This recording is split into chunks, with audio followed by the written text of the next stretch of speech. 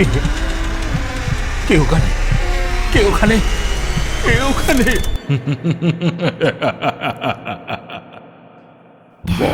ভুতুরে, যেখানে জীবিত সব চরিত্র।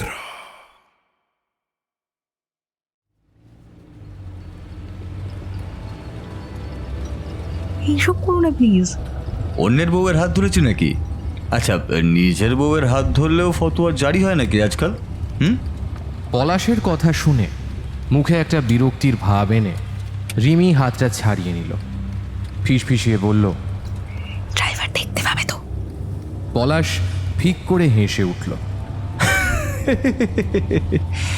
রবিদা আমাদের বাড়ির বহু পুরনো ড্রাইভার। এসব ব্যাপারে উনি হেব্বি বিশ্বস্ত। পেছনে কি হচ্ছে তাতে ওর বিন্দু মাত্রও কিছু যায় আসে না। ও এখন শুধু সামনের রাস্তার দিকেই তাকিয়ে আছে। পলাশের কথা শুনে রিমির ভুরু কুঁচকে গেছে। দাঁড়াও, এক্ষুনি দেখাচ্ছি। একটু থেমে বলল, রবিদা, এই গাড়িটা একটু দাঁড় করাও তো, বাথরুমে যাব। স্টিয়ারিং ধরে নিরুত্তাপ হয়ে গাড়ি চালাচ্ছে 50 ঊর্ধ্ব মানুষটা। পলাশ আবার কাঁধ ধরে একটু ঝাঁকিয়ে বলল, রবিদা, একটু গাড়িটাকে দাঁড় করাও। পিঠ একেবারে ধরে গেছে গো রবিদা, একটু দাঁড় করাও। পিছন দিকে মুখ না ফিরিয়ে বলল, আচ্ছা, সামনে একটা ধাবা আছে, ওইখানে দাঁড় করাচ্ছি। রিমির দিকে তাকিয়ে ভুরু একবার নাচিয়ে বলল, কি কি বলেছিলাম? রিমি শটটাকে একেবারে খাদে নামিয়ে বলল, কানে কম শোনে? তা একটু শোনে, কিন্তু তার জন্য আবার এটা ভেবো না যে পেছনের হর্নের আওয়াজ সে শুনতে পাবে না। ও গাড়ির সিটে বসলে অন্য মানুষ। গাড়ি চালাতে ভীষণ ভালোবাসে লোকটা। আগে রবিদার বাবা তপন কাকুই আমাদের বাড়িতে ড্রাইভার ছিলেন। কাকু বাবাকে কোর্টে নিয়ে যেতেন। তখন থেকে দেখতাম রবিদা বাবার পাশে বসে ড্রাইভিংয়ের খুঁটিনাটি দেখত। তারপরে কাকুর একদিন শরীর খারাপ হতেই রবিদাই তবে থেকে কাজ করে যাচ্ছে। ক্যাঁচ শব্দ করে গাড়িটা দাঁড়ালো একটা ধাবার সামনে। পলাশ আর রিমি এগিয়ে যায় ধাবার দিকে। চা আর ডিম টোস্ট খেয়ে ওরা আবার গাড়িতে এসে বসল। আর কতক্ষণ সময় লাগবে? রবি কবজিটা উল্টে দেখে বলল, দেখো, আর ঘন্টা দুয়েক লাগবে শীতলগ্রামে পৌঁছতে। রুক্ষ পাথুরে জমির ওপর দিয়ে লাল ধুলো উড়িয়ে গাড়ি এগিয়ে চলল। রবি বলল, সামনের রাস্তাটা খুব খারাপ। ওইদিকে ওই নয়নাজুলির বাঁধের মেরামতের কাজ চলছে। আমাদের মরাগড়ের ভেতর দিয়েই যেতে হবে। মরাগড় কি? রিমি বেশ জোরে বলে উঠল, হ্যাঁ, মরাগড় একটা গ্রাম। ওই গ্রামের লোকেরা নিজেদের বাড়িতে আত্মীয় স্বজনদের কবর দিত, তাই থেকেই ওই গ্রামের ওই রকম নাম। অদ্ভুত নাম একখানা। রবি কোনো উত্তর দিল না। শক্ত হাতে স্টিয়ারিং ধরে গাড়ি চালাচ্ছে। উঁচু নিচু পথে গাড়িটা লাফাতে লাফাতে চলেছে। তোমরা ধরে বসো, এই রাস্তাটা ভালো না, কিন্তু আর কোনো উপায়ও তো নেই। এই কি ব্যাপার বলো তো? পলাশের প্রশ্নে রবি বলল, ধাবার বাইরে দুজনের সঙ্গে কথা হলো, এই গ্রামটা খুব একটা ভালো না। কথাটা শেষ হওয়ার আগে রিমি দেখল মাটির বাড়িগুলোর গায়ে আলকাতরা মতো কালো রং করা। চারিদিকে কেউ নেই। গা শিরশির করে উঠল। ভর দুপুরে রাস্তা এত ফাঁকা।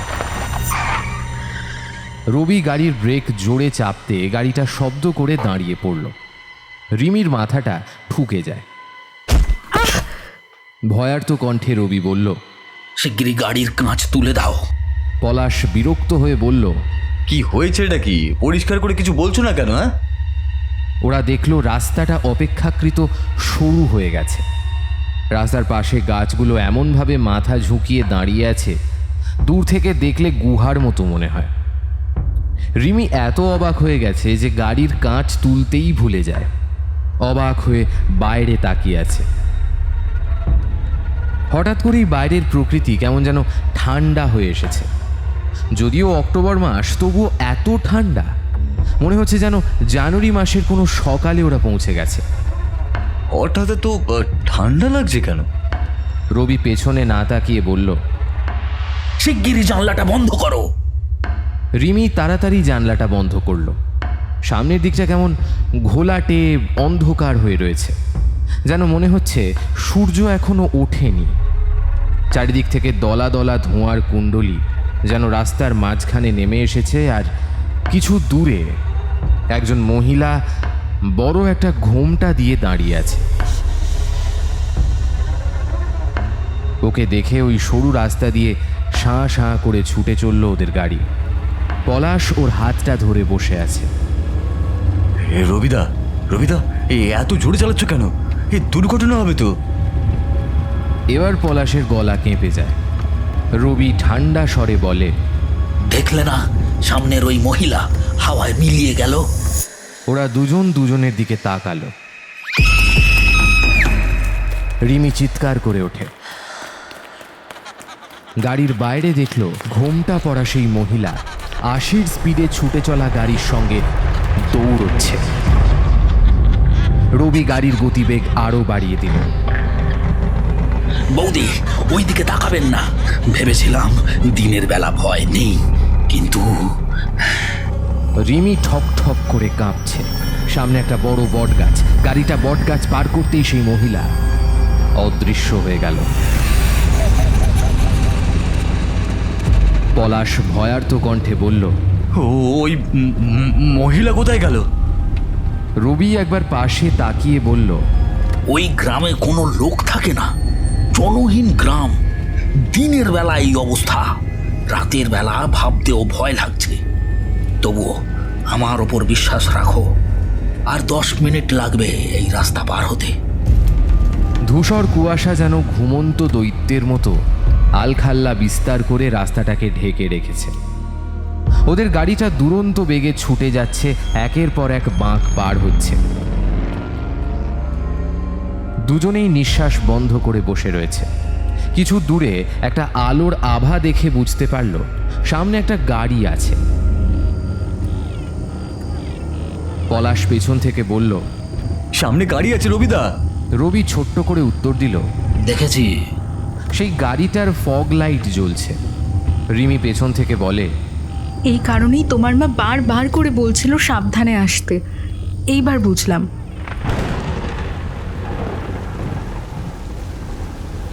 রবি তখনও শক্ত হয়ে গাড়ি চালাচ্ছে। কিছু দূর এগোতেই আকাশে কালো মেঘ ঘনিয়ে ঝমঝমিয়ে বৃষ্টি নামল। রবি মুখ থেকে একটা বিরক্তির শব্দ বের করে বলল, যা তেরে, শুরু হলো আর এক অত্যাচার। বৃষ্টি শুরু হতেই গাড়ির গতিবেগ কমে গেল। সামনে একটা চুলের কাঁটার মতো বাঁক। সামনে ষাঁড় বাঁধা সব গাড়ি ধীরে ধীরে এগোচ্ছে। রিমি নিঃশব্দে চোখের জল ফেলছে। সেটা দেখে পলাশ বলল, ভয় পেও না, আমি আছি তোমার সঙ্গে। সামনের গাড়িগুলো বাঁক পেরিয়ে চোখের সামনে অদৃশ্য হয়ে গেল। রিমিদের গাড়িটা ওই বাঁকের সামনে এসে দাঁড়াতেই মনে হলো যেন একটা অদৃশ্য কাঁচের দেওয়াল ওদের গাড়ির সামনে এসে দাঁড়িয়েছে। রিমি দুহাতে চোখ ঢেকে নিল, কিন্তু কিছুক্ষণ পরেই দেখল খুব স্বাভাবিকভাবে গাড়িটা সেই বাঁক পেরিয়ে বড় রাস্তা ধরেছে, আর সাথে সাথে পরিবেশ বদলে গেছে। আকাশের মেঘগুলো সরে গিয়ে এখন আবার সূর্যের মুখ দেখা যাচ্ছে। ওরা দেখল ওদের গাড়িটা গ্রামের রাস্তা ছাড়িয়ে আবার হাইওয়েতে উঠেছে। রবি গাড়ির গতিবেগ আবার স্বাভাবিক করে চালাতে লাগলো। আর কোনো ভয় নেই, আমরা শীতল গ্রামে পৌঁছে যাব ঘন্টা দেড়েকের মধ্যে।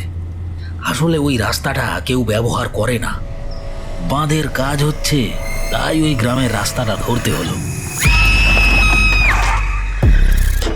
রিমি আবার চিৎকার করে উঠতেই গাড়িটা ব্রেক কষে দাঁড়িয়ে গেল। ওরা সবাই দেখল গাড়ির কাঁচে কারোর পায়ের ছাপ। রবি তাড়াতাড়ি গাড়ি থেকে নেমে জল দিয়ে সেগুলো ধুয়ে দিল। গাড়ি আবার চলতে শুরু করেছে। রবি বলল, আগে মরাগড় গ্রামে এক আদিবাসী গোষ্ঠীর বাস ছিল। কিছু বছর আগে হঠাৎ করে এক মারণ রোগে গ্রাম খালি হয়ে যায়। লোকগুলো সে সময় ওই মাটিটুকু পায়নি, আর ঠিক তারপরেই শুরু হয় ওই রকম অলৌকিক কাণ্ড কারখানা। রাতের বেলা তো ওই রাস্তা ধরাই যায় না, দিনের বেলা বলে সাহস করে গাড়িগুলো ঢুকেছিল। ভাগ্যিস ধাবায় ওই ড্রাইভার বলেছিল। কোনোভাবেই গাড়ি থামাবে না, গাড়ির কাঁচ উঠিয়ে একেবারে দৌড়ে বেরিয়ে যাবে। মাসখানেক আগে একটা গাড়ি ওই পথে ঢুকে পড়েছিল, দেখলো রাস্তায় দুজন মহিলা দাঁড়িয়ে রয়েছে। ওরা ভাবলো যে হয়তো কোনো বিপদে পড়ে সাহায্য চাইছে। কাঁচ নামাতেই বলেছিল সামনে বড় রাস্তায় ছেড়ে দিতে। তারা পথ ভুল করে এই রাস্তায় এসে গেছে নাকি। গাড়িতে দুজনের মতো জায়গা ছিলই, ওরা দুজন পেছনে বসে পড়ল। গাড়িটা আবার কিছুক্ষণ চলার পর দেখলো সেই দুইজন মহিলা মাঝ রাস্তায় দাঁড়িয়ে আবার ওদের কাছ থেকে সাহায্য চাইছে। পেছনে ফিরে দেখে পেছনের সিট একেবারে খালি। তারপর সারা রাত ওই গ্রামের মধ্যে ওরা চক্কর কেটেছে, আর প্রতি 500 মিটার পর পর দেখেছে দুজন মহিলা রাস্তার মাঝখানে দাঁড়িয়ে ওদের কাছে সাহায্য চাইছে। ভোর রাতে ওদের গাড়িটা হাইওয়ের পাশে গাছে ধাক্কা মেরে বন্ধ হয়ে যায়। খুব বেশি আঘাত লাগেনি, কিন্তু সবাই বলে ওই দুর্ঘটনা না ঘটলে ওরা আর ওই গ্রাম থেকে বের হতে পারতো না। গাড়ি আবার নিজের মতো চলতে লাগলো। পেছনে বসে ওরা দুজনেই ঘুমিয়ে পড়েছে। যখন ঘুম ভাঙলো তখন গাড়িটা একটা হোটেলের সামনে এসে দাঁড়িয়েছে। রবি বলল, একটু চা খেয়ে নিয়ে আবার স্টার্ট করব। সামনে আর কোনো হোটেল নেই, আমরা এবার সোজাসুজি পৌঁছে যাব গ্রামে।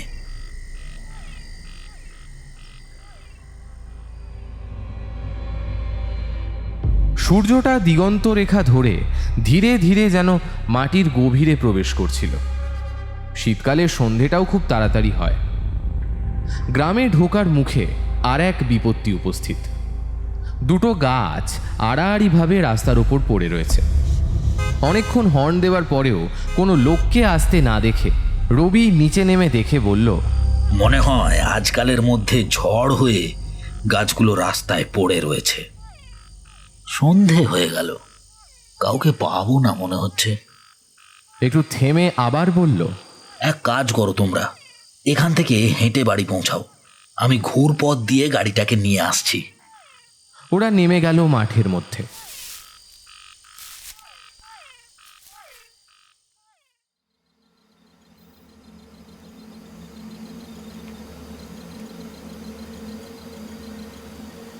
দূর প্রান্তর পেরিয়ে 3তলা বাড়িটা দাঁড়িয়ে আছে।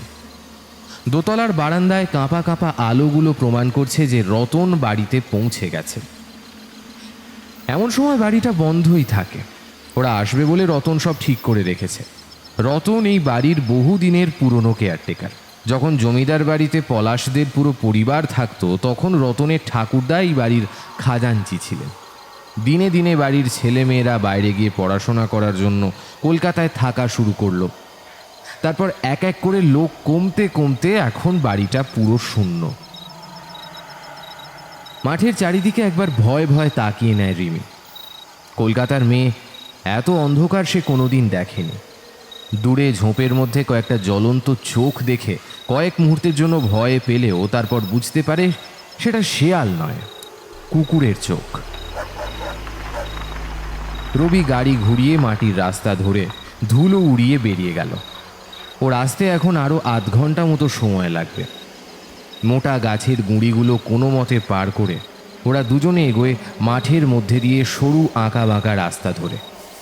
দূরে বাড়িগুলোর থেকে কাঁপা কাঁপা হলদেটে আলোগুলো প্রমাণ করে দিচ্ছে যে এই গ্রামে এখনো বিদ্যুৎ আসেনি। তোমাদের এখানে ইলেকট্রিসিটি নেই?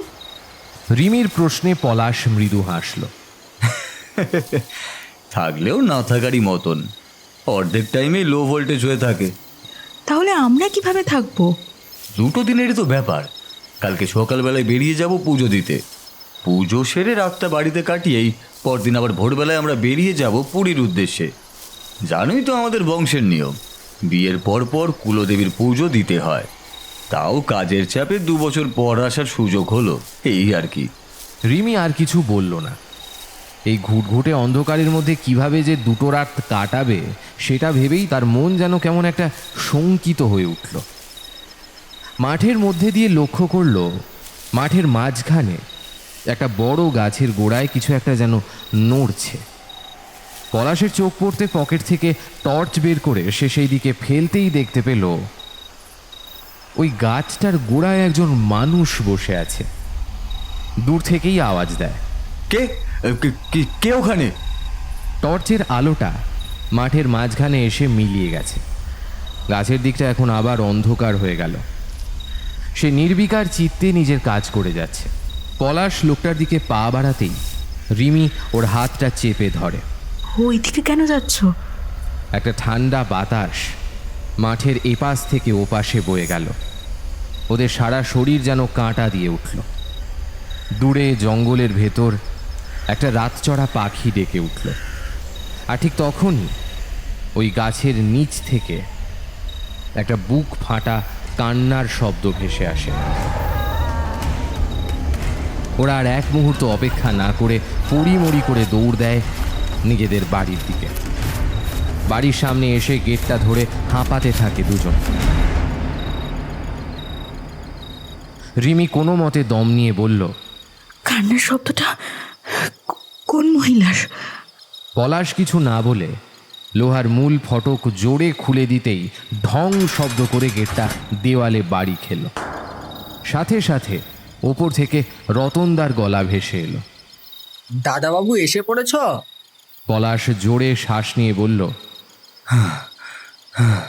হ্যাঁ রতনদা, একটু আলো দেখাও। আসছি, অপেক্ষা করো। হ্যারিকেনের আলো নিয়ে রতন সিঁড়ি দিয়ে নিচে নেমে এলো। এসো এসো, সেই কোন ছেলেবেলায় একবার এসেছিলে, আর আজ দুজন মিলে এলে। ওরা রতনের পিছু পিছু আলো নিয়ে ওদের দোতলায় গেল। ঘরে ঢুকে দেখল বিশাল বড় একটা পালঙ্ক ঘরের মাঝখানে রাখা। পলাশ তার উপর হাত পা ছড়িয়ে শুয়ে পড়ল। রিমির চোখ পড়ল ঘরের দেওয়ালে। একটা বড় তৈলচিত্র দেওয়াল থেকে ঝুলছে। সেখানে একজন মহিলা উন্মুক্ত পিঠে দূরের দিকে তাকিয়ে আছে। তার মুখ দেখা যাচ্ছে না। মহিলার পায়ের কাছে একটা কলসি উপুর করা, আর সেখান থেকে জল বেয়ে মহিলার আঁচল ভিজিয়ে দিচ্ছে। ছবিটার দিকে এক দৃষ্টে তাকিয়ে থাকে রিমি। অদ্ভুত ছবিটা। পলাশ শুনতে পায়নি। সে তখন নিজের মোবাইল দেখতে ব্যস্ত। গ্রামে ঢোকার পর থেকে একটুও সিগন্যাল নেই মোবাইলে। রতন নিচে চলে গেছে জল খাবার আনতে। রিমি বাড়ির ছাদের দিকে তাকায়। তাদের কলকাতার দুই বাড়িতে ছাদ এত উপরে নেই। কড়িবর্গা দেওয়া ছাদ থেকে একটা লণ্ঠন ঝুলছে। যদিও তার অধিকাংশ কাঁচই ভেঙে গেছে, শুধু মাঝখানের দুটো মোটা মোটা মোমবাতি লাগানো আছে। তাতেই হলদে আলো ছড়িয়ে পড়েছে। রিমি আবার ছবিটার দিকে ফিরে যায়। ছবিটার উপর হাত দিতে মনে হয় ছবিটা যেন সামান্য ভেজা ভেজা। আর পরক্ষণেই মনে হয় সেই মহিলা যেন মুখ ফিরিয়ে তার দিকে একবার তাকালো। ভয়ের চোটে হাতটা সরিয়ে ছিটকে সরে আসে। আবার ভালো করে দেখল, না, ছবিটা আগের মতোই আছে। রতন ততক্ষণে খাবারের প্লেট নিয়ে ওপরে এসে গেছে।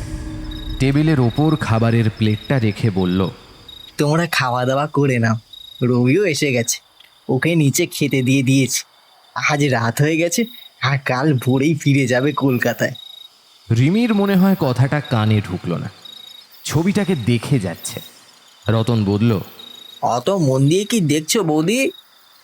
এই ছবিটা কার আঁকা? একটা দীর্ঘশ্বাস ফেলে রতন বলল, তোমার শ্বশুর বাড়ির জ্ঞাতি দুলালচন্দ্র লাহিড়ির আঁকা। সেকালে নাম করা শিল্পী ছিলেন। ও ছবিটা ভালো নয় বৌদি, আমি খেয়াল করিনি, না হলে সরিয়ে দিতাম।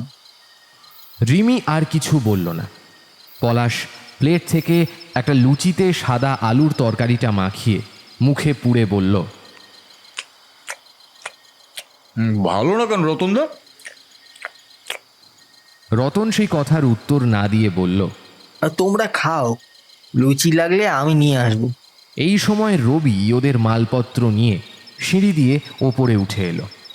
রাতের পোশাক নিয়ে রিমি বলল, আমি একটু স্নান করে তারপরে খাওয়া দাওয়া করব। রতন একটা হ্যারিকেন এগিয়ে দিয়ে বলল, দোতলায় তো কলঘর নেই, নিচে যেতে হবে। বেশ, কোনো অসুবিধা নেই। মাঠের লাগোয়া বড় বাউন্ডারি করা দেওয়ালের লাগোয়া এই বাড়ির কলঘর। হ্যারিকেন নিয়ে বাথরুমে ঢুকে রিমি আগে চারপাশটা ভালো করে দেখে নিল। যেটা ভেবেছিল সেরকম নয়। রতন যথেষ্টই ভালোভাবে পরিষ্কার করে রেখেছে। 2 বালতি জলও ভরা রয়েছে। ঠান্ডাটা বেশ ভালোই এদিকে, কিন্তু স্নান না করলেই নয়। স্নান সেরে ওপরে উঠে দেখল পলাশ বিছানায় টান টান হয়ে শুয়ে ঘুমিয়ে পড়েছে। খাবারগুলো একেবারে ঠান্ডা হয়ে গেছে, আর কিছুতেই খেতে ইচ্ছে করলো না ওর। ফটোটার দিকে নজর পড়তেই দেখল সেটার ওপর রতনদা একটা চাদর চাপা দিয়ে রেখেছে। রিমির ইচ্ছে হলো চাদরটা টেনে খুলে দেয়, কিন্তু কি দরকার? ফটোটা দেখে তারও যে খুব একটা ভালো লেগেছে তা তো নয়। খাটের ওপর চুপ করে বসে এই সব ভাবছিল, তখনই দেখল রতন দরজার বাইরে দাঁড়িয়ে। বৌদি, খাবারগুলো খেলেন না? আমার ইচ্ছা করছে না রতনদা, তুমি নিয়েই যাও। আচ্ছা। মাথা নেড়ে রতন প্লেটগুলো নিয়ে বেরিয়ে যাচ্ছিল, ঠিক তখনই রিমির মাঠের ঘটনাটা মনে পড়তেই রতনকে বলল, আমরা আসার সময় দেখলাম মাঠের মাঝখানে একটা বড় গাছ। কোন গাছ চিনতে পারিনি। সেই গাছের নিচেই একজন বৃদ্ধা এতটা রাতে কি যেন একটা করছিল। আমরা ওইদিকে এগিয়ে যাব, ঠিক তখনই কীরকম একটা বিকট শব্দ করে কেঁদে উঠল। অন্ধকারে বুঝতে না পেরে খুব তাড়াতাড়ি পালিয়ে এসছি। উনি কে তুমি কি জানো রতনদা? হলদেটে আলোয় রতনের চোখ মুখের ভাব যে পরিবর্তন হয়ে গেল সেটা রিমি বুঝতে পারল। তোমরা ওকে দেখেছো? অনেকটা দূর থেকে একবার দেখতে পেয়েছি, কাছে যাইনি। ও পাগলি। রিমি বুঝতে পারল রতন কিছু একটা চেপে গেল। রতন আবার বলল, আমি বেরিয়ে গেলেই দরজাটা বন্ধ করে দিও। বলেও তোমরা রাতে বাইরে যেও না। কেন? পুরনো বাড়ি, সাপ পোকামাকড়ের বাসা হয়ে রয়েছে। কতদিন পর এই বাড়ি খোলা হলো, তাই বলছি। এই বলে সে চলে গেল। রিমি এবার বুঝতে পারল এই ঘটনার কোনো উত্তর রতন দেবে না। রাতের খাওয়া শেষ করে বিছানায় শুতেই পলাশের চোখ ভারী হয়ে আসে, কিন্তু রিমির কিছুতেই ঘুম আসছে না। রিমি একটা পাতলা চাদর গায়ে দিয়ে বারান্দায় গিয়ে দাঁড়ায়। দূরে মাঠের দিকে তাকিয়ে তার মনে হলো অন্ধকারে কুয়াশারা যেন গা জড়াজড়ি করে দাঁড়িয়ে আছে। ওই গাছটার দিকে তাকিয়ে ওর গা শিরশির করে ওঠে। নিচের রান্নাঘর থেকে ঠুং ঠুং শব্দ ভেসে আসছে। বুঝলো রতনদা এখনো ঘুমায়নি। সিঁড়ি বেয়ে নিচে ধীরে ধীরে নেমে এলো রান্নাঘরের দিকে।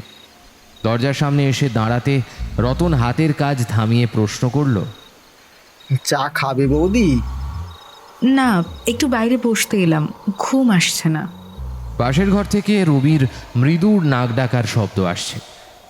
রিমি ভয় ভয় দেখল গাঢ় অন্ধকার চারপাশকে ঘিরে রেখেছে। মৃদু ঝিঁঝি পোকার ডাক ভেসে আসছে। দূর থেকে ভেসে আসা শেয়ালের ডাক শুনে গাটা ছমছম করে উঠল। রিমি বলল, রাত যে এত কালো হয় আগে তো কোনোদিনও বুঝতেই পারিনি। রতন 2 কাপ চা করে নিয়ে বারান্দায় এসেছে। রিমির দিকে একটা কাপ এগিয়ে দিয়ে বলল, খাও। তুমি কিভাবে জানলে রতনদা যে আমার সত্যিই চা খেতে ইচ্ছা করছে? মানুষটা অল্প একটু হাসলো। তোমরা যে রাত বিরেতে চা খাও সে আমি জানি। নিজেও চায়ের কাপে লম্বা চুমুক দিয়ে রতন বলল, বৌদিমণি, তখন তুমি আমায় জিজ্ঞেস করলে ভেবেছিলাম তোমার কাছে ঘটনাটা বলবো, কিন্তু না জানালেও বিপদ হতে পারে। হ্যাঁ, আমিও ভাবছিলাম আমি আর একবার জানতে চাইবো বিষয়টা কি। রতন একটা দীর্ঘশ্বাস ছেড়ে বলল, হ্যাঁ গো বৌদি, ওই বৃদ্ধা আর কেউ নয়, তোমাদেরই এক আত্মীয়, তোমার দাদা শ্বশুরের ছোট ভাইয়ের ছেলের বউ, মহামায়া। বলছো কি? ওর মাথা ঠিক নেই গো। ওর স্বামী দুলালচন্দ্র লাহিড়ী খুব ভালো ছবি আঁকতো। একদিন কোথায় যেন চলে গেল, তারপর থেকেই মায়া এভাবে ঘুরে বেড়ায়। কিন্তু মা তো কিছুই বলেননি যে এখানে কোনো আত্মীয় আছেন। এত বছর ধরে আমি তো কিছুই জানি না। কেন, গিন্নিমা তোমাদের রাত বিরেতে পথে ঘাটে বেরোতে বারণ করে দেয়নি? হ্যাঁ, মা আমায় বলেছেন সন্ধ্যের পরে আর বাইরে না বেরোতে, কিন্তু দুটো দিনের তো ব্যাপার, সেই আলাদা করে কিছু বলেননি। ঘটনাটা একটু খুলে বলো তো। রতন গুছিয়ে নিয়ে বলতে শুরু করলো।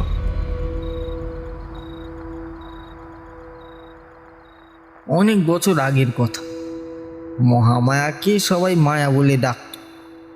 তখন তোমার দাদা শ্বশুর সবাইকে নিয়ে শহরে চলে গেছেন। এ বাড়িতে মহামায়ার শাশুড়ি, সে আর দুলালচন্দ্র থাকতো। আমার বাবা তখন এই বাড়িতে কাজ করতেন।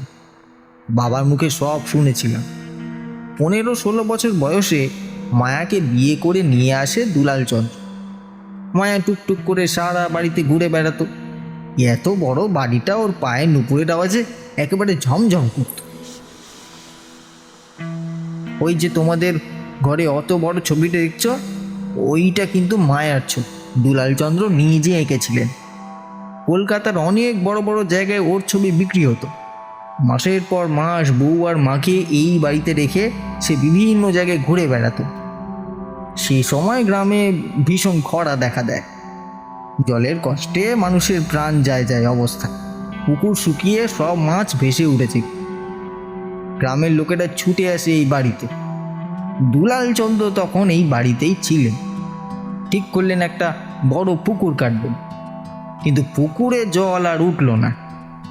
শেষে ঠিক করলে মাঠের মাঝখানে একটা কুয়ো কাটবে, কিন্তু কুয়ো শুকনো, জল উঠল না। দিন তিনেক পর একদিন সকালে গ্রামের লোক দেখলো কুয়ো স্বচ্ছ টলটলে জলে ভরে উঠেছে। অবাক কাণ্ড! তারপর তারা দেখলো এক সাধু কুয়োর পাশে বসে সেই জলে তার ঝোলা ফেলে দিবে। সবার চোখের সামনে জল এক লাফে আরো খানিকটা বেড়ে গেল। ম্যাজিক নাকি? তা জানি না, তবে সবাই বলতো ওটা ইচ্ছে পূরণ কুয়ো। নিজের প্রিয় জিনিস দিলে সে মনের ইচ্ছা পূরণ করে, তবে নির্লোভ হয়ে কিছু চাইতে হবে, না হলে ইচ্ছে পূরণ হবে না। গ্রামের লোক থেকে শুরু করে এই লাইরি বাড়ির সবাই অবাক হয়ে দেখেছিল সেই কাণ্ড। কিছুদিন পরেই জলের সমস্যা মিটে গেল। লোকজন ইচ্ছে পূরণ করার জন্য জলে নিজের প্রিয় জিনিস ফেলতে লাগলো, কিন্তু বেশিরভাগের ইচ্ছে পূরণ হতো না, আর সেই ভেট দেওয়া বস্তু কুয়ো ফিরিয়ে দিত। ইচ্ছে পূরণ না হওয়ায় লোকজনের উৎসাহ ধীরে ধীরে কমতে লাগলো। সাধু কিন্তু কোথাও গেলেন না। মাঠের কোণে ঝুপড়ি বেঁধে ওই গ্রামে রয়ে গেলেন। মহামায়া তাকে দুবেলা খাবার পাঠিয়ে দিত। একদিন সে নিজে গেল খাবার নিয়ে। খাবার দিয়েই সে চলে যাচ্ছিল, কিন্তু সাধুটাকে পিছন থেকে ডাকলেন, মা। অমন স্নেহের ডাক শুনে মহামায়ার নিজেকে ধরে রাখতে পারেনি। হাউ হাউ করে কেঁদে ফেলেছিল। সাধু বললেন, মা, তোর স্বামীর অন্য একটি সংসার আছে, তাই সে তোর কাছে আসে না। তুই একটা অশুদ্ধ গাছের চারা এনে ওই কুয়োর ধারে পুঁতে ফেল। সে গাছের পাতার ছায়া যেদিন জলে পড়বে, সেদিন আমি তোকে বলবো কিভাবে তোর মনস্কামনা পূর্ণ হবে। একটা অসুস্থ গাছের চারা এনে কুয়োর ধারে পুঁতে দিল। গাছটা কয়েকদিনের মধ্যেই একেবারে সজীব হয়ে বড় বড় পাতা বেরিয়ে এলো। মাস 6 মধ্যেই গাছটা পাতায় একেবারে ঢেকে গেল। সেদিন দুপুরবেলা মহামায়া সাধুর জন্য খাবার নিয়ে কুয়োর পাশে এসে উপস্থিত হলো। আশেপাশে কেউ ছিল না সেদিন। মহামায়া জলের দিকে তাকিয়ে দেখে সত্যি সত্যি জলের মধ্যে গাছের পাতার ছায়া দেখা যাচ্ছে। কিন্তু সেই দিনের পর থেকে সাধুকে আর গ্রামে দেখতে পাওয়া যায়নি। রতন থামলে রিমি প্রশ্ন করল, তারপর কি হলো? তারপর যে কি হলো সেটাই তো সবচেয়ে অবাক করা ব্যাপার। কয়েকদিনের মধ্যেই মহামায়ার স্বামী কোথায় যেন নিরুদ্দেশ হয়ে গেল, আর এই বাড়ির 3 তলার ছাদের ওপর থেকে গিন্নিমা পড়ে গিয়ে মারা গেলেন। তারপর থেকে মহামায়া পাগলের মতো হয়ে সারাদিন এই কুয়োর পাশে বসে থাকে আর বিড় করে কি যেন বলে। রিমি উঠে যায় চাতালের দিকে, 3 তলার দিকে তাকায়। আকাশে মেঘের আড়াল থেকে চাঁদটা উঁকি দিয়েছে। চাতালের মাঝখানে দাঁড়িয়ে রতনকে প্রশ্ন করল। এইখানেই পড়ে গেছিল গিন্নিমা? এদিকে পলাশ রিমিকে দেখতে না পেয়ে নিচে এসে ওখানে দেখে তাড়াতাড়ি করে হাত ধরে ওকে ভেতরে টেনে নিয়ে আসে। রাত্রিবেলা এসব কি করছো? হ্যাঁ, রিমি একটু অদ্ভুত হাসি দিয়ে সিঁড়ি দিয়ে ওপরে উঠে গেল। রতন বাড়ির গেটটা ধরে দাঁড়িয়ে বিড়বিড় করে বলল, ঠিক ওখানেই গিন্নিমার শরীরটা পড়েছিল। পলাশ একবার রতনের দিকে তাকায়। এই ঘটনা তার জানা। রেগে গিয়ে বিড়বিড় করে বলল, ডিসকাস্টিং! রাতের বেলা এইসব আলোচনা করছো ওর সঙ্গে? পলাশ সিঁড়ি দিয়ে উঠে যাওয়ার সময় বলল, আমি উপরে গেলাম রতনদা, তুমি শুয়ে পড়ো, অনেক রাত হয়েছে। দোতলায় ঘরের দরজাটা ভেজিয়ে রাখা। ঠেলতেই মনে হলো মেঝেতে জল পড়েছে। দরজার বাইরে থেকেই পলাশ বলল, রিমি, রিমি, এই ঘরের মধ্যে এত জল এলো কোথা থেকে? খাটের ওপর রিমি বসে আছে, কিন্তু কোনো উত্তর দিচ্ছে না। এগিয়ে গিয়ে দেখে মেঝের ওপর একটা কলসি উপুর করা, আর রিমি ঠিক দেওয়ালে টাঙানো ছবির মতো পিঠ আলগা করে বসে আছে। তার শাড়ির আঁচল মেঝেতে গড়াগড়ি দিচ্ছে। পলাশ অবাক হয়ে প্রশ্ন করল, এসব কি? একটা অদ্ভুত কণ্ঠে এসে বলল, দেখো তো, আমাকে ওই ছবির মহামায়ার মতো লাগছে না? দেখো দেখো। একটা চাদর নিয়ে তাড়াতাড়ি রিমির গায়ে জড়িয়ে দিয়ে পলাশ বলল, শীতকালে এভাবে আলগা গায়ে বসে থাকলে যে কোনো মুহূর্তে ঠান্ডা লেগে জ্বর আসতে পারে। তুমি কি পাগল হলে নাকি? আর সারা ঘরে এরকম জলই বা ফেলে রেখেছো কেন? রিমি কিছু না বলে আবার ছবিটার দিকে এগিয়ে গেল। পলাশের কেমন একটা অস্বস্তি হচ্ছিল। সে নিজেই কাপড় এনে সারা ঘরের জল মুছল। রতন সারাদিন পরিশ্রম করে এই মাত্র শুয়েছে, তাই আর ডাকতে ইচ্ছে করল না। ওহ, কালকে অনেক সকালে বেরোতে হবে আমাদের। রিমি, তুমি শুয়ে পড়ো। পলাশ একটু বিরক্ত হয়ে কথাগুলো বলল। রাত তখন 2টো কি 2:30 বাজে। রিমির চোখে ঘুম নেই। একটা অদ্ভুত অনুভূতি হচ্ছে। মাথার মধ্যে অনবরত ঘুরছে রতনের বলা কথাগুলো। সত্যি সত্যি ওই কুয়োতে কি যা চাওয়া যায় তাই পাওয়া যায়? কি এমন ঘটনা ঘটেছিল যার জন্য দুলাল চন্দ্র আর সেই সাধু নিরুদ্দেশ হয়ে গেল? প্রশ্নগুলো রিমির মাথার মধ্যে সমানে ঘুরছিল। বারান্দায় দাঁড়িয়ে মাঠের দিকে তাকায়। আধফালি চাঁদটা মেঘের আড়াল থেকে মাঠের মাঝখানে একটা আলো ফেলছে। পরিষ্কার বোঝা না গেলেও বড় গাছটাকে এখান থেকে দেখতে পাওয়া গেল। রিমি মনে মনে ভাবে, কাল সকালেই তো বেরিয়ে যাব, ফিরতে ফিরতে রাত হবে, পরের দিন সোজা পুরী। এটাই শেষ সুযোগ। ব্যাগের ভেতর থেকে ফোনটা নিয়ে নিঃশব্দে বেরিয়ে এলো বাড়ির বাইরে। বিস্তীর্ণ মাঠটা শূন্য বুকে যেন তার অপেক্ষায় বসে আছে। ধীর পায়ে এগিয়ে গেল সেই গাছের দিকে। মাঠের মাঝে ফোনটা অন করতেই একের পর এক মেসেজ ঢুকছে। রিমি জানে মেসেজগুলো কার। সাথে সাথে ফোনটা কেঁপে উঠল। স্ক্রিনে নিলয়ের নাম দেখে রিমির বুকটা মুচড়ে উঠল। কাঁপা কাঁপা কণ্ঠে ফোনটা ধরল। ওইদিকে কান্নার শব্দে বুঝতে পারল নিলয় কাঁদছে। এরকম করো না নিলয়, আমি কোনো মতেই তোমার সঙ্গে দেখা করতে পারবো না। ফোনের ওপাশ থেকে নিলয় প্রশ্ন করল, কেন নয় রিমি? কলকাতায় তোমার আত্মীয় স্বজন থাকে, এখানে তো কেউ নেই। কতদিন তোমায় দেখিনি রিমি। রিমির গাল বেয়ে চোখের জল গড়িয়ে পড়ল। নিলয় প্রশ্ন করল, তোমরা এখন কোথায়? আমি পলাশের গ্রামে এসেছি। কালকে সকালে ওদের কুলদেবীর ওখানে পুজো দিতে যাব, তারপরে ওখান থেকে সোজা পুরী। তুমি এখনো ভেবে দেখো রিমি, কি ভেবে দেখবো? আর কতদিন এই বিয়েকে টানবে রিমি? আমি আমি কিছু জানি না। কালকে রাতের দিকে ওই গ্রামে চলে যাচ্ছি, তারপরে এখান থেকেই। একটা তীব্র পাপ বোধ রিমিকে জড়িয়ে ধরে। কিছু না বলেই ফোনটা কেটে দেয় সে। বাড়ির লোক জোর করেই পলাশের সাথে বিয়ে দিয়ে দিয়েছিল। সরকারি চাকরির সামনে সামান্য প্রাইভেট স্কুলের মাস্টারের কী বা মূল্য আছে? রিমি বাধ্য হয়ে সবটা মেনেও নিয়েছিল। আজ রতনের মুখেই গ্রামের কুয়োর গল্পটা শুনে তার মনের মধ্যে একটা সুপ্ত বাসনা জেগে উঠেছে। ধীর পায়ে মাঠের মাঝখানে কুয়োটার কাছে এগিয়ে গেল রিমি। তার এখন আর সেই ভয়টা করছে না। ঝুঁকে দেখে কুয়োর মধ্যে।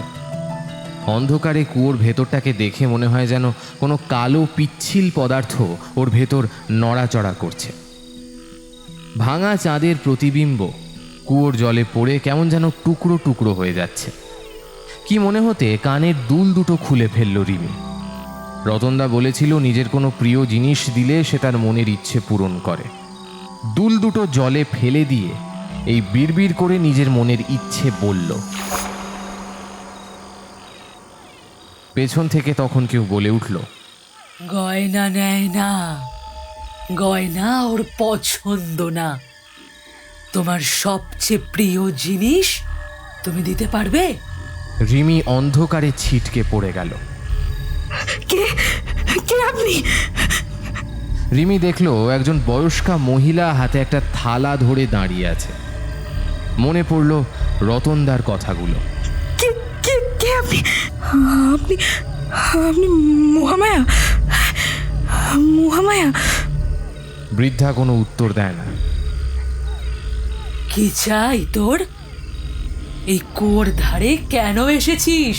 রিমি কোনো কথা না বলে তাড়াতাড়ি বাড়ির দিকে পা বাড়ায়।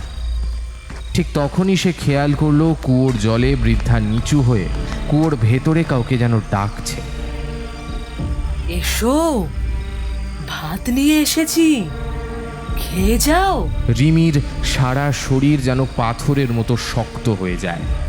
ঘুরে তাকিয়ে বৃদ্ধাকে প্রশ্ন করলো, আপনি আপনি কাকে ডাকছেন? ওর ভিতরে, ওর ভিতরে কি আছে? কে আছে ওর ভিতরে? আমার স্বামী। রিমির চোখ বড় বড় হয়ে যায়। মানে? আমার স্বামী ওই কুয়োর মধ্যেই থাকে। রিমি বুঝলো মাথাটা একেবারে খারাপ হয়ে গেছে ভদ্রমহিলার। আর কিছু না বলে রিমি হাঁটা লাগালো বাড়ির দিকে। যদি পলাশের ঘুম ভেঙে যায় তাহলে একটা বিচ্ছিরি কাণ্ড হবে। ফোনটাকে আবার বন্ধ করে দিল। বৃদ্ধা পেছন থেকে ঘর ঘরে কণ্ঠস্বরে বলল, নিয়ে যা তোর কানের দুল। বললাম না এসব ওর চাই না। তোর জীবনের সবচেয়ে গুরুত্বপূর্ণ জিনিসকে যদি এই কুয়োর জলে ফেলে দিতে পারিস তবেই তোর মনস্কামনা পূরণ করবে। এই বলে রিমির পায়ের দিকে কিছু একটা ছুঁড়ে ফেলল। সেটা রিমির পায়ে লাগলো। নিচু হয়ে সেটা তুলে নিয়ে দেখে ওর কানের দুল দুটোই মাটিতে পড়ে আছে। রিমি পাথর হয়ে যায়। নিজের হাতে গভীর জলে ওটা ফেলেছিল, সেটা বৃদ্ধার হাতে কিভাবে এলো? তার মানে কি সত্যিই কুয়োর জলে কেউ থাকে? সেই মরা চাঁদের আলোয় রিমি দেখল দুটো হাত কুয়োর বাইরে বেরিয়ে এসেছে। বৃদ্ধার হাতে ধরা থাবাগুলো সেই হাতটা ওর ভেতরে নিয়ে যাচ্ছে, আবার বাইরে বেরিয়ে আসছে। রিমি কাঁপা কাঁপা কণ্ঠে প্রশ্ন করে, ওটা ওটা কি কি ওটা? বৃদ্ধা রিমির দিকে না তাকিয়ে বলে, আমার স্বামী। বললাম না সবচেয়ে প্রিয় জিনিস দিতে হয়। ওর চেয়ে প্রিয় জিনিস আমার কাছে আর কি ছিল বল? রিমি ধপ করে মাঠের মাঝখানে বসে পড়ল। হাত দুটো আবার কুয়োর ভেতরে নেমে গেছে। বৃদ্ধা সেই কুয়োর পাড়ে বসে আছে। জানিস, সেই সাধু বাবা আমায় বলেছিল নিজের সবচেয়ে প্রিয় জিনিসটা দিলেই তবেই মনস্কামনা পূর্ণ হবে। আমি নিজের সমস্ত গয়না দিয়ে দিয়েছিলাম। পরের দিন এই কুয়োর পাড়ে সব গয়না পড়েছিল। তখনই বুঝেছি এ কোনো জড় বস্তু স্বীকার করে না, তার চাই প্রাণ, তর তাজা প্রাণ। আমার স্বামীকে বলেছিলাম সব কথা। আমার পাগল বলেছিল, পাগল।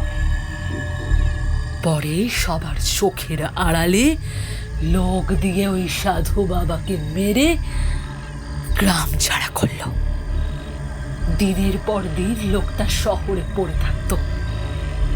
একদিন এক চাকরের মুখে শুনলাম সত্যি সত্যি শহরে তারা আরেকখানা সংসার আছে।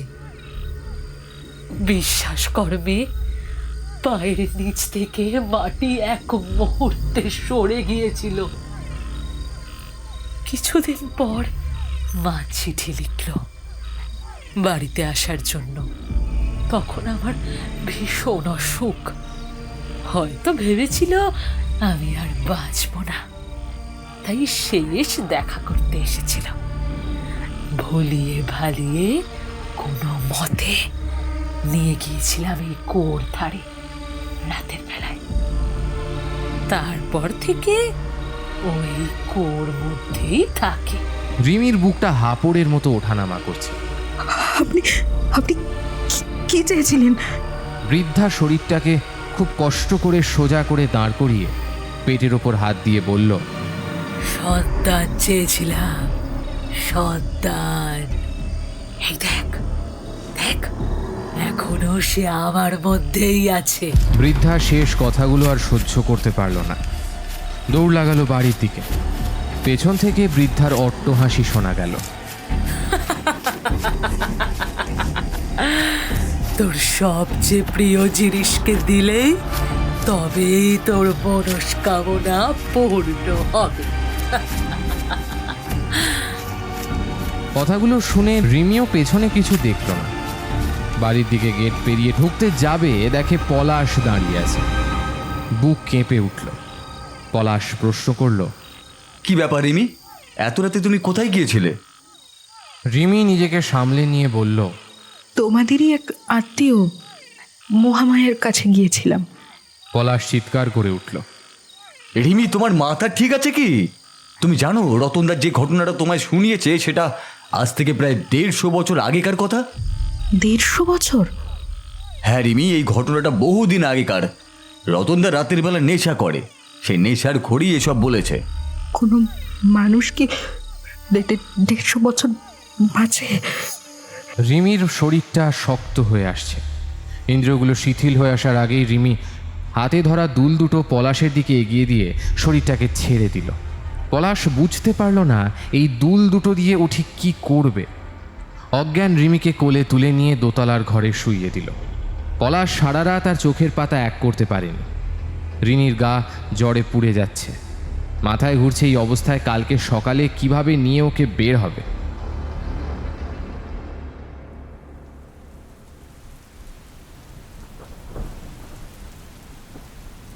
পরদিন সকালে দিদির যখন ঘুম ভাঙলো তখন 8টা বাজে, কিন্তু আকাশ দেবীর অবস্থা খুব খারাপ। ভোর রাত থেকে মুষলধারে বৃষ্টি হচ্ছে। কুলদেবীর মন্দির পাহাড়ের ওপর, এই অবস্থায় সেই মন্দিরে যাওয়া একেবারেই অসম্ভব। এদিকে পরশু পুরীর হোটেল বুকিং আছে, ফোনেও সকাল থেকে কোনো নেটওয়ার্ক নেই। মোবাইলটা বন্ধ করে ঘরের মধ্যে পায়চারি করছিল পিলাস। রিমি উঠে বসতেই রতন চা দিয়ে গেছে। এখন তোমার শরীর কেমন আছে? মাথা নাড়ল। কাল রাতের বেলা তুমি মাঠের মধ্যে গিয়ে ঠিক কি করছিলে বলো তো? রাতের সমস্ত ঘটনা তার যেন স্বপ্নের মতো মনে হলো। সাথে সাথে কানে হাত দিয়ে বোঝার চেষ্টা করলো কাল রাতে যেটা ঘটেছে সেটা সত্যি কিনা। আমার কানের দুলগুলো, আমার কানের দুল দুটো। পলাশ টেবিলের ওপর থেকে দুল দুটো ওর হাতে দিয়ে বলল, কাল রাতে মাঠ থেকে ছুটে এসে তুমি দুল দুটো আমার হাতে দিয়েই অজ্ঞান হয়ে গিয়েছিলে। রিমি কোনো উত্তর না দিয়ে চাদর দিয়ে নিজের সারা শরীরটা ঢেকে নিল। জ্বরে মাথাটা গরম হয়ে উঠেছে। মোবাইলের স্ক্রিনটা অন করতেই দেখলো নিলয়ের মেসেজ এসেছে। তাড়াতাড়ি মোবাইলটা বন্ধ করে দিল। পুলিশ বারান্দা দাঁড়িয়ে এক মনে সিগারেট টানছিল, ওর পাশে এসে দাঁড়ালো রিমি। আকাশের গায়ে যেন কেউ কালি মাখিয়ে দিয়েছে, এত অন্ধকার যে মাঠের গাছটা পর্যন্ত দেখা যাচ্ছে না। আমরা আজকে পুজো দিতে যাব না? না, আজ আর বেরোনো সম্ভব নয়। রতন বলছিল ওই জায়গাটা পাহাড়ের একটু উপরের দিকে, ওখান থেকে যদি ধস নামে তাহলে রাস্তায় আটকে পড়ার সম্ভাবনা আছে। পুরীর হোটেলও তো বুক করাই আছে, ফোন করে যে ক্যান্সেল করব সে উপায়ও নেই। কি যে করব না কিছুই বুঝে উঠতে পারছি না। কালকে পুজো দিয়ে ফিরে চলো, আমাদের যাওয়ার দরকার নেই ওখানে। পলাশ একটা অদ্ভুত দৃষ্টি নিয়ে সামনের দিকে তাকায়। পলাশের প্রচণ্ড রাগ হলো। কিছু না বলে সিগারেটটা ফেলে দিতে গিয়েও সে কোনো মতে পিছিয়ে গেল। যেমন রিমি বারান্দায় দাঁড়িয়ে মাঠের দিকে তাকিয়েছিল, মাথা ঘুরছে। নিলয় কিভাবে আসবে এই দুচোখের মধ্যে? ঘুম ভাঙতে রিমি বুঝতে পারল আবার জ্বর এসেছে। কতক্ষণ ঘুমিয়েছিল তার খেয়াল নেই। বিছানার এক পাশ ফাঁকা। ঘরের আশেপাশে পলাশকে কোথাও দেখতে পেল না। গলা শুকিয়ে এসেছে। জলের খোঁজে বিছানার পাশে জলের বোতল হাতে নিতেই দেখল সেটা ফাঁকা। কোনো মতে টলতে টলতে বিছানায় উঠে বসল সে। ঘরটা অন্ধকার হয়ে এসেছে। জানলা দিয়ে বাইরের দিকে তাকিয়ে দেখে সেখানেও ঘোর আধার। ঘড়ি না দেখলে বোঝার উপায় নেই যে দুপুর। বারান্দায় এসে একবার ডাক দেয়, রতনদা। কোনো উত্তর এলো না। খালি বাড়িতে সনসন করে বাতাস হাহাকার করে কেঁদে বেড়াচ্ছে। রিমির মনে হলো সারা বাড়িতে সে একা। অন্ধকার সিঁড়ির কোণে কাউকে দাঁড়িয়ে থাকতে দেখে রিমি ভাবল, কে কে ওখানে? কোনো উত্তর পেল না। রিমির শাড়ির আঁচল মাটিতে লুটোচ্ছে। সারা শরীর যেন জ্বলন্ত কয়লা। পা টেনে টেনে সিঁড়ির দিকে এগোয়। গলার স্বর বেরোচ্ছে না। জিভটা এত ভারী আর শুকনো হয়ে গেছে যে ঢোক গিলতেও কষ্ট হচ্ছে। সিঁড়ির সামনে আসতেই ছায়ামূর্তিটা আস্তে আস্তে মিলিয়ে গেল। একতলায় নেমে এসে দেখল সারা বাড়িতে মানুষের কোনো চিহ্ন নেই। সব ঘরের দরজা হাট করে খোলা। রতন, পলাশ, কারোর চিহ্ন পর্যন্ত নেই। পরিচিত গানের শব্দ শুনে বুঝতে পারল ওর ফোন বাজছে। ফিরে যাওয়ার আগে রান্নাঘর থেকে জল গড়িয়ে খেয়ে ওপরে গিয়ে দেখল ফোনে 3টে মিসড কল। শাশুড়ি মায়ের ফোন। হ্যালো মা। বলতেই ওপার থেকে কথাগুলো কাটা কাটা শব্দে ভেসে এলো। তোমরা তোমরা কোথায়? বাবুকে ফোনে পাচ্ছি না। শব্দগুলো যান্ত্রিক কণ্ঠস্বরের মতো শোনাচ্ছে। আবার বললেন, এইমাত্র রতনের বাড়ি থেকে ফোন এলো। ও তো গত সপ্তাহে ওই বাড়ির ছাদ পরিষ্কার করতে গিয়ে ছাদ থেকে পড়ে গিয়ে। যান্ত্রিক একটা শব্দ হচ্ছে ফোনের ওপাশ থেকে। শেষের কথাগুলো কিছুই বুঝতে পারল না রিমি। হঠাৎ আশপাশ কেমন নিস্তব্ধ হয়ে গেছে। ফোনটা রাখতে গিয়েই একটা জিনিস দেখে থমকে গেল সে। এখানে এসেছে অক্টোবরের 3 তারিখ। হিসেব মতো আজকে 4 তারিখ হওয়ার কথা, কিন্তু মোবাইলে দেখাচ্ছে আজ 5 তারিখ। তার মানে গোটা একটা দিন জ্বরের ঘোরে বিছানায় পড়েছিল। অথচ পলাশ একবার ডাকলো না। একটা তীব্র বিতৃষ্ণা সারা শরীরে খেলে গেল। পেট গুলিয়ে তেতো ঢেকুর উঠে এলো। পলাশকে ফোন করলো। যান্ত্রিক কণ্ঠস্বর জানান দিল যে ফোন নেটওয়ার্কের বাইরে। তার ফোনেও একটা টাওয়ারের লাইন জীবিত আছে।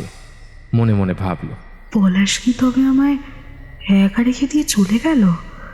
এটা ভাবতেই ভীষণ ভয় করল রিমির। কি মনে হতে নিলয়কে একবার ফোন করলো। নিলয়ের ফোনটাও বেজে গেল, কিন্তু কেউ ধরল না। গ্রামে গিয়ে কারোর কাছে এক্ষুনি সাহায্য চাইতে হবে।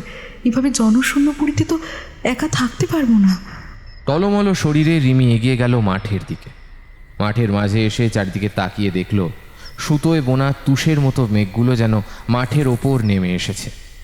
রিমি পায়ে পায়ে এগোয় কুয়োর দিকে। ঘোলাটে অন্ধকারে গাছের নিচটা আরও অন্ধকার মনে হলো। নিলয়ের ফোনে আরেকবার ফোন করলো। পরিচিত রিংটোনটা তার কানে এলো। বাতাস এত জোরে বইছে যে পা ফেলে এগোতে কষ্ট হচ্ছে। ফোনটা আশেপাশে কোথাও আছে। আবার ফোন করলো। এবার স্পষ্ট শুনতে পাচ্ছে। ওই বড় গাছটার দিকে ফোনটার শব্দ ভেসে আসছে। সেদিকে দৌড়ে যায়। দেখলো 2টো ফোন পাশাপাশি পড়ে আছে। একটা নিলয়ের আর একটা পলাশের। দুটোই হাতে তুলে নেয়। চিৎকার করে ডাকে, পলাশ, নিলয়, তোমরা কোথায়? পলাশ! কোথাও কোনো শব্দ নেই। তার মনে হয় পৃথিবীতে সে একাই বেঁচে আছে। বাকি সবাই চির ঘুমে শায়িত। একটু এগিয়ে যেতেই হোঁচট খেয়ে মাটিতে ধূপ করে পড়ে গেল। সামলে উঠে দেখল মাটির ওপর কেউ উপর হয়ে শুয়ে আছে। শরীরটা উল্টো করে দেখল নিলয়ের নিথর শরীরটা পড়ে আছে।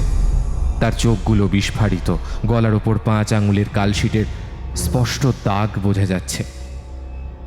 অবাক হয়ে ওর চোখের দিকে তাকিয়ে থাকে রিমি। গলা দিয়ে যেন শব্দ বেরোচ্ছে না। সে বিশ্বাস করতে পারছে না যে নিলয় আর নেই। আরও একবার জোরে জোরে ডাকলো, নিলয়! নিলয়! নিলয়ের নাকের কোল বেয়ে রক্ত গড়িয়ে আসছে।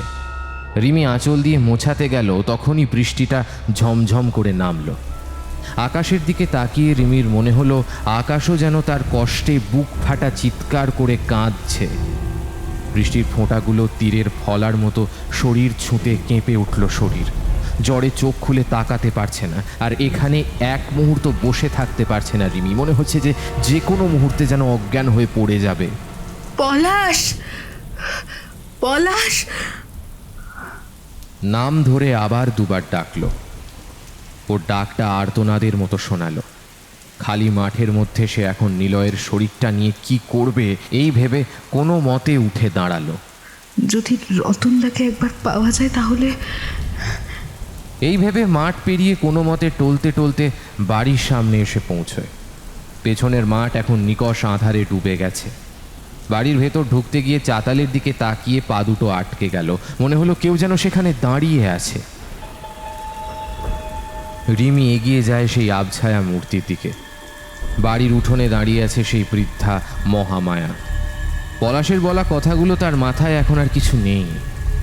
বৃদ্ধার দিকে তাকিয়ে কাঁদতে কাঁদতে বলল, ঘোর পাশের নিলয়ের শরীরটা পড়ে আছে।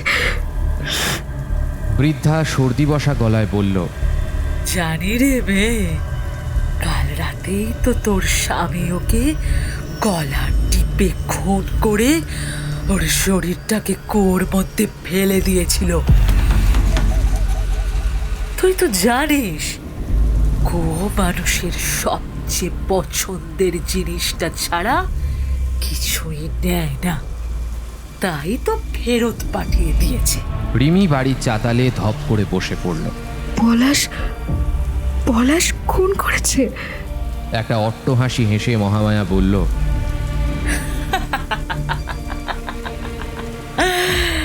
সেদিন রাতে আমার স্বামীকে যখন বলিয়ে কুয়োয় ডুবিয়ে মেরে তারপর আমি এই বাড়িতে ফিরে এসেছিলাম, আমার শাশুড়িকে সবটা বলতেই আমার এই কোমরে একটা লাথি মেরেছিলাম। এই বলে আঁচলটা সরিয়ে দিল বৃদ্ধা। রিমি দেখল চামড়ার আস্তরণ সরে গিয়ে একটা কালো দাগ দেখা যাচ্ছে। মহামায়ার শরীর মহিলার না পুরুষের আলাদা করে বোঝার উপায় নেই। গায়ের চামড়া এত ঝুলে গেছে যে মনে হচ্ছে হাড়ের ওপর আলগা করে বসানো। মহামায়া আবার বলতে শুরু করলো, তারপর থেকে এই কোমরটা আর সোজা করতে পারি না রে। কোমর বেঁকিয়ে মহামায়া সিঁড়ি বেয়ে ওপরে উঠতে লাগলো। মন্ত্রমুগ্ধের মতো রিমি তাকে অনুসরণ করল। সে দেখল তিনতলার ছাদের উপর পলাশ হাত পা বাঁধা অবস্থায় পড়ে আছে। ও ছুটে গেল ওর দিকে, দু হাতে কলার চেপে জিজ্ঞেস করলো, ও তো তোমার কোনো ক্ষতি করেনি, তাহলে তুমি কেন ওকে খুন করেছো? বলো কেন খুন করেছো ওকে? ও কি ক্ষতি করেছিল তোমার? পলাশের মুখটা এমনভাবে বাঁধা যে একটা শব্দ পর্যন্ত বেরোচ্ছে না, শুধু মৃদু গোঙানি ভেসে এলো। মহামায়া তখন ছাদের ঠিক মাঝখানে দাঁড়িয়ে নিচে চাতালের দিকে তাকিয়ে আছে। রিমি দেখল মহামায়ার ঝুঁকে পড়া শরীরটা কোনো জাদু মন্ত্র বলে যেন সোজা হয়ে গেছে। এখন তাকে দেখলে মনে হয় সে যেন কোনো 30 বছরের নারী। সেখানে দাঁড়িয়েই বলল, একটা জিনিস দেখবি? এই বলে চাতালের দিকে ইশারা করলো। আমার শাশুড়ির রাগের চোটে আমার হাত পা বেঁধে ছাদে নিয়ে এসেছিলেন। তারপর তার বাঁধা চাকরকে বলেছিলেন ছাদের থেকে আমায় ছুঁড়ে ফেলে দিতে, যাতে পুরো ঘটনাটা আত্মহত্যার মতো লাগে। কিন্তু পারেনি। আমি সেই রাতে সবার খাবারে ঘুমের ওষুধ মিশিয়ে দিয়েছিলাম। ঘুমিয়ে পড়তেই তাকে ছাদের থেকে টুপ করে ফেলে দিয়েছি। দেখবি কেমন করে? এই বলে পলাশের শরীরটাকে একটা খেলনার মতো টান দিয়ে নিচে ফেলে দিল। রিমি কিছু বলার আগেই দেখলো বাতাস কেটে শরীরটা নিচে পড়ে গেল। একটা ধূপ করে শব্দ হলো, তারপর কালচে রক্তে ভেসে গেল চাতালটা। রিমি চিৎকার করে ওঠে। না না না না, আমি এত মৃত্যু দেখতে পাচ্ছি না আমি।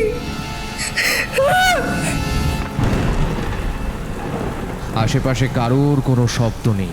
চোখ ঘুরিয়ে দেখল ছাদে সে একাই বসে আছে। টলমলে পায়ে আবার সিঁড়ি দিয়ে তাড়াতাড়ি করে নিচে এসে দেখল পলাশের শরীরটা দুবার সামান্য কেঁপে নিথর হয়ে গেল। তার চোখও এখনো বিস্ফারিত, যেন সে বিশ্বাস করতে পারছে না এরকম কিছু একটা হতে পারে। আবার ছাদের দিকে তাকায় রিমি। খোলা চুলে একজন দাঁড়িয়ে আছে, তার শাড়ির আঁচল বাতাসে উড়ছে। রিমির এক মুহূর্তের জন্য মনে হলো ছাদে যেন সেই দাঁড়িয়ে আছে। রিমির হাত পা নিজের নিয়ন্ত্রণে নেই, কেউ যেন তাকে চালনা করছে। পলাশের শরীরটাকে টানতে টানতে নিয়ে চলল সে কুয়োর দিকে।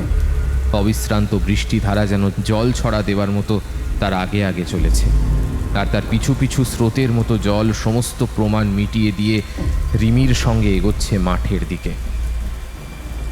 কুয়োর পাশে আসতে দেখল মহামায়া সেখানে দাঁড়িয়ে আছে। তার মনে হলো অতিথির অপেক্ষায় কুয়ো যেন অনেক দিন ধরে অপেক্ষা করছে। এরপর সেই জলে একটা মৃদু আলোড়ন সৃষ্টি হলো। কিছু একটা কুয়োর স্যাঁতস্যাঁতে পাথুরে দেওয়াল বেয়ে ধীরে ধীরে উঠে আসছে। দূরে কোথাও জোরে বাজ পড়ল। সেই সাদা ফ্যাকাশে আলোয় রিমি দেখল একটা ফুলে ওঠা সাদা শরীর জলের গভীর থেকে ধীর পায়ে উঠে আসছে। তার ভেসে ওঠা হাত দুটো কি যেন চাইছে। পলাশের শরীরটা জলের মধ্যে ঝুপ করে ফেলে দিল রিমি। ফুলে ওঠা সাদা হাত শরীরটাকে নিয়ে গভীর জলে তলিয়ে গেল। রিমির অবাক লাগে, এত বড় একটা মানুষকে কি অবলীলা এসে জলে ফেলে দিল। এত শক্তি সে পাচ্ছে কোত্থেকে নিজেও বুঝতে পারছে না। মহামায়া হাততালি দিয়ে ওঠে। এবার আবার ছুটি, এবার থেকে তুই ওদের দেখভাল করবি, কেমন? রিমি মাথা নেড়ে বলল, আচ্ছা। আবার বিদ্যুৎ চমকে ওঠে। রিমি দেখল বৃষ্টির জলের মধ্যে কোথায় যেন মহামায়ার অবয়ব মিলিয়ে গেল। নিলয়ের নিথর শরীরটাকে কোলের মধ্যে নিয়ে কুয়োর পাড়েই বসে পড়ল রিমি। ও এখন দিব্যি শান্ত হয়ে রয়েছে। সে তার প্রিয় জিনিস পেয়ে গেছে।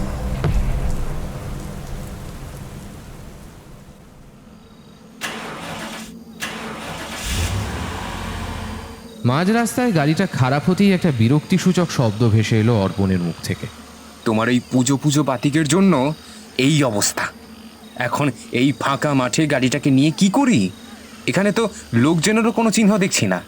সুকন্যা পাশ থেকে বলল, আমি কি জানতাম তোমার গাড়ি খারাপ হয়ে যাবে? তোমার বন্ধুই তো বলেছিল শীতল গ্রামের মা শীতলার মন্দির ভীষণ জাগ্রত, তাই তো এলাম। অর্পণ মোবাইল বের করলো। নেটওয়ার্ক নেই। দূর, টাওয়ার নেই। এটা এখন একটা টর্চ ছাড়া আর কিচ্ছু নয়। এই বলে মোবাইলটা পেছনের সিটের ওপর ছুঁড়ে দিল। সুকন্যা বরাবর শান্ত, কাঁচুমাচু হয়ে বসে রইল। অর্পণ বলল, আমি একটু আসছি। এই বলে কোড়ে আঙুল দেখিয়ে নেমে গেল। নামার আগে বলল, তুমি গাড়িতে বসো, আমি এই গাছের দিক থেকে আসছি। অর্পণ গেছে প্রায় 20 মিনিট। তার আসবার কোনো নাম নেই। সুকন্যার এবার ভয় করছে।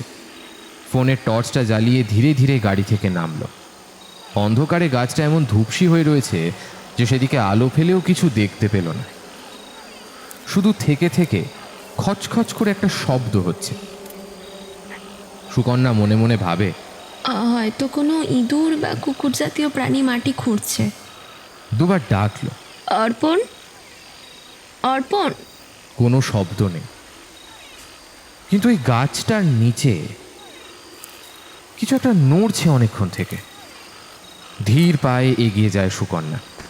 কাঁপা কাঁপা গলায় বলল, অর্পণ প্লিজ, এখন এইভাবে ভয় দেখিও না। একদম ভালো লাগছে না, ভীষণ ভয়। কথা শেষ হওয়ার আগে একটা খিলখিলে হাসির শব্দ শুনতে পেল। মোবাইলের আলোটা আরেকবার ফেলল কুয়োর নিচের দিকে। দেখল কুয়োর পাশে গুটিসুটি মেরে দুজন বসে আছে। গুটিয়ে যাওয়া চামড়া বলে দিচ্ছে যে এদের বয়স অন্তত 90-এর ঘরে। একজন পুরুষ আর একজন মহিলা। তাদের বিস্ফারিত চোখ দুটোর দিকে তাকিয়ে সুকন্যা আর এক পা এগোতে পারল না। ওরা সম্মিলিত স্বরে বলে ওঠে,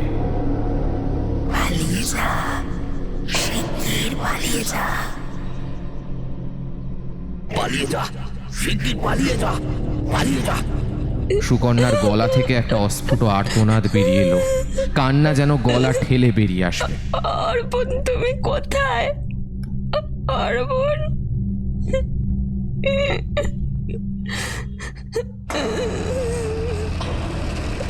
আমি এখানে সুকন্যা, এসো, এদিকে এসো। ওর মনে হলো কুয়োর ভেতর থেকে অর্পণের গলা ভেসে আসছে। আবার সেই অপার্থিব কণ্ঠস্বর বলল, এই তো আমি, এখানে এসো। জলের ভেতর থেকে দুটো হাত এমনভাবে বেরিয়ে আছে যেন মনে হয় কিছু একটার অপেক্ষায় রয়েছে। দূর থেকে সুকন্যার মনে হলো জলের মধ্যে কেউ যেন খুব জোরে দাপাদাপি করছে। হঠাৎ সুকন্যার হাত ধরে কেউ যেন প্রাণপণে দৌড়তে থাকে গাড়ির দিকে। মরা চাঁদের আলোয় একবার পরিচিত হাতের স্পর্শ পেয়ে শান্ত হয়ে গেল ইন্দ্রিয়গুলো। তারা ছুটে চলেছে মাঠের ভেতর দিয়ে। দৌড়তে দৌড়তে সুকন্যা একবার পেছন ফিরে দেখল সেই জ্বলন্ত 4টে চোখের দৃষ্টি এখন অনেক শান্ত।